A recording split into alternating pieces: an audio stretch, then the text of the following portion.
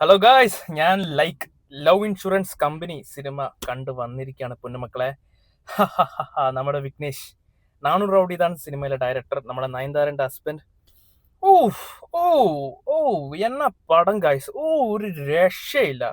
ഞാൻ ജീവിതത്തിൽ ആദ്യമായിട്ടാണ് ഒരു വണ്ടി അപകടം പറ്റിയ ഒരു സ്ത്രീ മരിക്കുന്ന സീൻ കണ്ടിട്ട് ക്രിഞ്ചടിച്ച് തൊലി ഉരിഞ്ഞു പോണത്.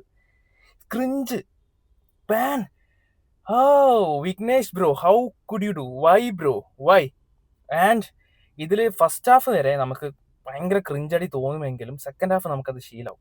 ഓ, ഞാനൊരു പ്രദീപത്തിന്റെ ഫാൻ ഒന്നല്ലെങ്കിലും പുള്ളിയുടെ പടങ്ങളൊക്കെ എനിക്ക് ഇഷ്ടമാണ്. ലാസ്റ്റ് ഇറങ്ങിയ 3 പടം ഇതിന്റെ ഒക്കെ വെച്ചോക്കുമ്പോൾ ഡ്യൂഡ് സ്വർഗം. ആൻഡ് എനിക്ക് ഈ ഡയറക്ടറോട് ദേഷ്യം തോന്നുന്ന ഒരേ ഒരു കാര്യം എന്താ അറിയോ? ഇതിലെ ആൽബം, അനിരുദ്ധിന്റെ കിഡിലൻ ആൽബങ്ങൾ ഒക്കെ വേസ്റ്റ് ആക്കി. ഐ മീൻ, എനിക്ക് ഈ പടത്തിൽ എൻ്റെ ഒരു ഫേവറേറ്റ് സോങ് ആണ് മറ്റേ എനക്കെന്നെ യാറുമില്ലേ, ധീമ. ഇതൊന്നും ഒരു ഫീൽ ഇല്ലടാ. തിയേറ്ററിൽ നമുക്ക് ആ വീഡിയോ കാണുമ്പോണ്ടല്ലോ, ആ സീൻ പ്ലേ ചെയ്യുമ്പോൾ നമുക്കിങ്ങനെ സങ്കടം.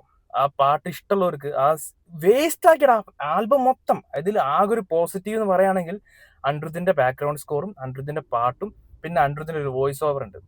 അത് ഒഴിച്ചാൽ ഈ ഒരു പടം മസ്റ്റ് വാച്ച് ഇൻ. എവിടെങ്കിലും പോയി കണ്ടോ പൊന്നുമക്കളെ. കണ്ടിട്ട് പിന്നെ എന്നെ കുറ്റം പറയേണ്ട കാര്യമില്ല. ഞാൻ എൻ്റെ ജീവിതത്തിൽ ഒരു സിനിമ കണ്ടിട്ട് ഇതൊന്ന് തീർന്നു കിട്ടണമെന്ന് വിചാരിക്കുന്ന രണ്ടാമത്തെ സിനിമ. ഓ മാൻ, ഇക്കൊല്ലത്തെ രണ്ടാമത്തെ സിനിമ. ഞാൻ ഈ സിനിമ കാണുന്നേക്കാൾ മുമ്പ് പല ട്രോളുകളും കണ്ടായിരുന്നു. സെക്കൻഡ് ഷോയ്ക്കാണ് പോയത്. പല ട്രോളുകളും കണ്ടായിരുന്നു പൊട്ടപ്പാടാണെന്ന്. പക്ഷേങ്കിൽ എനിക്കൊരു വിശ്വാസമുണ്ട്, അനിരുദ്ധിന്റെ ഒരു BGM എങ്കിലും കൊണ്ട് നമുക്കത് കണ്ടിരിക്കാൻ പറ്റുമെന്നുള്ളത്. നമുക്ക് സങ്കടം, അത്ര എനിക്ക് പറയാനുള്ളൂ. Why bro, why Vignesh, why why Y?